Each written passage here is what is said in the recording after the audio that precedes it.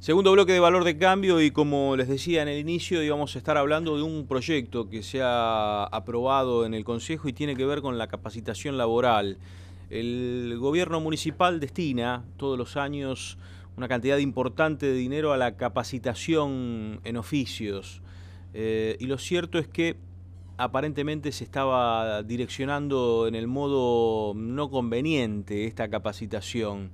Se ha aprobado un proyecto para que antes de saber en qué oficios vamos a capacitar a los trabajadores o a las personas, tengamos en claro cuál es la necesidad que tiene el mercado laboral de Rosario, qué necesitan las empresas locales. El proyecto es del concejal Martín Rosúa y nos está visitando. Martín, ¿cómo te va? ¿Qué tal? Muchas gracias por la invitación. Gracias por venir. ¿De eso más o menos se trata, Martín? Sí, ¿El sí, proyecto tal que han cual. aprobado? El Contame. año pasado la municipalidad por presupuesto participativo destinó aproximadamente 6 millones de pesos a lo que tiene que ver con la capacitación en oficios. Este es un proyecto que yo vengo trabajando desde que era subsecretario de producción. Ni bien asumo, lo primero que vemos es, al tomar el área de empleo a mi cargo, lo primero que veo es que no había grandes números de inserciones laborales comparativamente con la cantidad de dinero que el municipio invertía. Hicimos un informe, una investigación para ver por qué sucedía eso y bueno, encontramos que muchos de los cursos que se dictaban no tenían que ver con los oficios más demandados por el mercado. Por ejemplo, había casi un 20% destinado a cursos que tenían que ver con la estética corporal, un 12, 13, 14% vinculado a la administración y al marketing, que no era lo que la ciudad estaba demandando en ese momento. Por otro lado, había muy pocos cursos que tenían que ver con lo que el mercado laboral sí demandaba. La metalmecánica, que era lo que estaba motorizando la toma de empleo en Rosario, por ejemplo, tenía el 3%, la construcción tenía el 3,5%. ¿Cuál es el problema de esto? Y además también los cursos eran en el 98% de los casos de capacidades básicas. O sea, no eran cursos modulares donde uno vaya adquiriendo mayores capacidades para insertarse en el mercado, ¿no? Lo que veíamos esto era que estaba totalmente disociada de la oferta de la demanda laboral. En primer lugar, porque el municipio no tenía información de lo que pasaba en el mercado de trabajo. Y en segundo lugar, por cómo era la forma de conformar esa oferta. La reglamentación decía que las instituciones capacitadoras, o sea, cualquier asociación civil de Rosario, decidían que iba a capacitar, los desempleados se inscribían y el municipio pagaba. No, nosotros lo que dijimos es, demos vuelta a la situación. El municipio va a hacer una encuesta anual, que ya la hicimos cuando yo era subsecretario de producción, que es una encuesta sobre los 8 sectores productivos más dinámicos de la ciudad. Son 1000 empresas que se encuestan. Es una encuesta semiestructurada que les pregunta si estuvieron activos en la búsqueda de personal el año anterior, si van a estar activos en la búsqueda de personal este año y qué tipo de personales, cuáles son los puestos laborales o los perfiles más solicitados. A partir de ahí, con ese insumo, nosotros decimos, vamos a reorientar la capacitación en oficios del municipio exclusivamente a lo que el mercado laboral estaba buscando. Entonces, deja de ser la capacitación en oficio un espacio de contención social territorial de los vecinos y pasa a ser una verdadera herramienta de inclusión laboral, ¿no? Claro, justamente. Esto me decías, una encuesta similar se hizo cuando estabas en la Secretaría de Producción. Sí, totalmente. Habría que hacer otra... Anualmente, lo que establecimos en la ordenanza, que anualmente se tiene que repetir todos los enero y febrero de cada año esta encuesta. Bien. ¿Qué sectores ves que son los que hoy están más dinámicos? Sí. Te puedo comentar quizás más la encuesta del año pasado, porque ahora la verdad que estamos en un proceso recesivo muy importante que la verdad se está paralizando todo. El año pasado estaba con mucho crecimiento la industria del alimento, estaba demandando mano de obra bastante calificada de lo que tenía que ver con la metalmecánica y algunas cuestiones vinculadas a lo gastronómico y al turismo también. Nos encontramos con algunas cuestiones raras, por ejemplo que para trabajar de mucama en un hotel le pedían capacitación terciaria. Entonces son lugares, tener toda esa información nos permite detectar en dónde le estamos errando y poder dirigir las políticas públicas de una manera más específica. Y obviamente al año siguiente vimos que los índices de inserción laboral duplicaban o triplicaban los de los años anteriores. Justamente. ¿Esto avanzaría recién el año próximo con este estudio para ponerse al día con los sectores que estén demandando? Tal cual, esto ya lo hicimos en el 2013, se estaba haciendo, digamos, en el 2004. Lo que nosotros logramos con esto es superar la reglamentación que en realidad impedía dirigir forzadamente la capacitación en oficios hacia esos lugares, porque hoy en día es algo que el municipio trataba de hacerlo, pero se encontraba con los límites de esta reglamentación que modificábamos, que las instituciones capacitadoras podían seguir capacitando en lo que más les interesaba. ¿Cuál es el problema? Para la institución capacitadora, sin hacer un juicio de valor, es mucho más negocio hacer un curso de marketing o hacer un curso de ventas que tener que hacer un curso de metalmecánica que tenga que ver con la soldadura, de carpintería, de doblado y plegado de chapas. Se pagan todos los cursos iguales y uno le sale mucho más caro que el otro, ¿no? Claro. Justamente. ¿Esto es algo que el municipio viene haciendo desde hace muchos años, la capacitación en oficios? La capacitación en oficios se viene votando en presupuesto participativo de hace muchos años.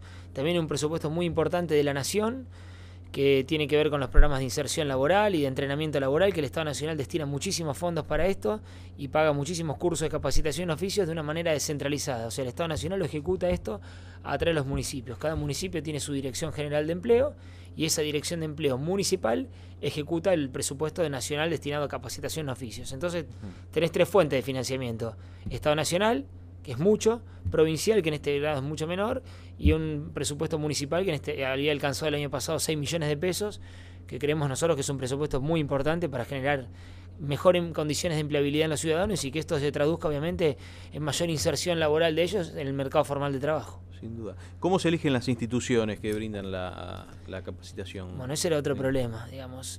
Las instituciones se inscriben libremente en el RIC. El RIC es el Registro de Instituciones Capacitadoras. Vos hoy tenés una asociación civil con personería jurídica, y la personería jurídica te lo permite, te podés inscribir en el RIC y ofrecer cursos de capacitación en oficios. Lo que nosotros propusimos también en el Ejecutivo, cuando estamos y se está realizando, es que el Ejecutivo haga una evaluación permanente de las instituciones capacitadoras para ver el grado de seriedad que tiene cada una, y obviamente hemos tratado de ir orientándolo hacia las universidades, hacia institutos reconocidos como el Instituto Sensabela, el Colegio San José, y tratar de concentrar más en esos lugares sin perder de vista esta política descentralizada que habla de capacitar en oficios en los barrios, porque muchas veces el desempleado no quiere trasladarse al centro o al macrocentro para lograr una capacitación. Lo que tratamos de hacer es descentralizarlo y capacitar en los barrios sin perder obviamente rigor científico, rigor metodológico a través del uso de estas instituciones capacitadoras, ¿no?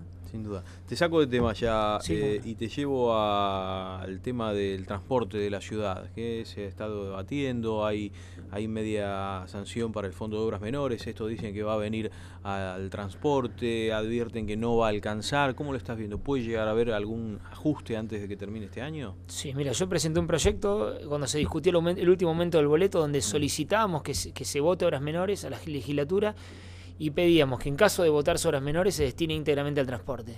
Obras menores, claramente, dice el artículo 14, tiene para los municipios de primera categoría, Rosario y Santa Fe, tiene 2 posibilidades de aplicación: obras de escala barrial o transporte público de pasajeros. Nosotros consideramos que 60 millones de pesos puestos en obras de escala barrial en una ciudad tan grande como Rosario no van a generar un gran impacto, y que puestos en el transporte público de pasajeros van a tener un impacto muy importante en la eficiencia, que es una cuestión que se está cuestionando mucho, todo lo que tiene que ver con estado de los coches, servicio y periodicidad de las frecuencias, y también lo que tiene que ver con el costo del boleto. Desde el último aumento del boleto se sancionó un aumento de lo que tiene que ver con el sellado de patentes para los trámites de patentamiento de automotores, que ahí se recaudan entre 10 y 15 millones de pesos anuales más. Se sancionó un proyecto que yo presenté que tenía que ver con una alícuota de DREI, una sobretasa de DREI para las grandes empresas de la ciudad de Rosario, que se destinaba a subsidiar el transporte. Se está hablando ahora de media sanción del Fondo de Obras Menores, que va a traer 60 millones de pesos aproximadamente, y se está hablando de que el 5% del impuesto de sello se destina al fondo compensador en toda la provincia. Creo yo que con todo ese combo de medidas estamos en condiciones de mejorar el servicio y de no aumentar el valor de la tarifa del transporte público de pasajeros, por lo menos en lo que resta del año. Bien. ¿Y el proyecto que presentaste con el tema de la única reelección, avanza o no avanza eso? Está difícil, pero lo vamos a seguir, estamos buscándole alguna vuelta. Es difícil porque tenemos algunos cuestionamientos de fondo que tienen que ver con... Hay algunos que dicen que las reelecciones se tienen que limitar en los ejecutivos y no en los legislativos. Yo digo, mira, la legislación comparada ha avanzado muchísimo en este sentido. Durante la década del 80 y del 90 empezaron las limitaciones a los ejecutivos. Durante la década de fines del 90 y el año 2000 en adelante se empezó a discutir en todo el mundo sobre la limitación de los legislativos. Para que te hagas una idea, 19 estados provinciales en Estados Unidos, provinciales le llamo para compararlos, son estados federales, ¿no? 19 de los estados de Estados Unidos le prohíben las reelecciones a sus legisladores. México lo prohíbe, el gobierno de la Ciudad Autónoma de Buenos Aires le permite una sola reelección. O sea, es algo que está avanzando en el mundo porque agrega calidad institucional, permite alternancia y también permite una mayor integración. Me acuerdo cuando se discutió esto en el estado de California, justamente el argumento que se utilizó es que permite el mayor acercamiento de la gente a la política y mayor participación en las elecciones. Que si siempre participan los mismos se va generando un amesetamiento y una dificultad de competir entre el que está afuera y el que está adentro, que ya tiene toda una estructura de medios de comunicación, de medios económicos y de recursos humanos armados. En ese contexto nos los critican de fondo, ese es el debate que queremos dar, y algunos lo critican de forma diciendo que Rosario no tiene autonomía para realizar este cambio. Creo que ahí hay una falla muy importante. Rosario, desde la Constitución del 94, es autónoma y se está negando a ejercer la autonomía. Hay una generación de dirigentes de la que formo parte que constantemente habla de autonomía, pero no da pasos concretos en ejercerla. Darse nuestro propio régimen político, como lo estamos haciendo con la limitación de los mandatos de los concejales, en cierto modo es empezar a ejercer la autonomía de Rosario, ¿no? Y una polémica que se ha generado en estas últimas jornadas, que a uno le parece menor realmente, pero que ocupa el debate a nivel local, tiene que ver con la fiesta de las colectividades. Entrada sí, entrada no, 10 pesos, nada, el estacionamiento que vale el doble que el año pasado. ¿Cómo está viendo este debate? Mira, creo que hay mucho de demagogia y mucho de doble discurso en este debate, claramente, y creo que eso es lo que fundamenta las posiciones. Primero, sobre el fondo yo no me expedí nunca todavía, pero tengo un comentario acá. Si se va a cobrar 10 pesos de entrada para las 10 noches, o sea, estamos hablando de 1 peso por noche, y eso va a tener un destino específico, o sea, el municipio lo va a utilizar para reparar el espacio y para generar higiene y mejor calidad de espectáculos, estoy plenamente de acuerdo. Los mismos concejales que critican ese cobro de 10 pesos son los concejales que la semana pasada votaron el estacionamiento en la Feria de las Colectividades, llevarlo de 10 a 20. O sea, sí te puedo cobrar 10 pesos más por día, sí te puedo cobrar 20 pesos de estacionamiento por día, pero no te puedo cobrar 1 peso para el ingreso. Me parece que es un contrasentido absolutamente demagógico. Por otro lado, la parte de la legalidad. Muchos de los que critican esta medida no la consideran mala desde lo político, desde el fondo, sino que critican la legalidad. Dicen que es una medida que tiene que pasar por el Consejo. Creo que es algo que está totalmente errado. La Ley Orgánica de Municipalidades claramente dice que todos los conceptos tributarios tienen que pasar por el Consejo. O sea, cuando se crean normas tributarias desde lo local. Cuando todos los conceptos son no tributarios, son responsabilidad absoluta y exclusiva del municipio. De hecho, el Consejo ha creado el ETUR y le ha delegado facultades de administración. Dentro de la facultad de administración claramente está el cobro no de una entrada. Creo que hay una mala interpretación de la norma, o por lo menos un desconocimiento de la norma de parte de los concejales que están criticando la legalidad de este cobro, ¿no? Gracias por venir, Martín. Muchas gracias a vos. Muchas gracias.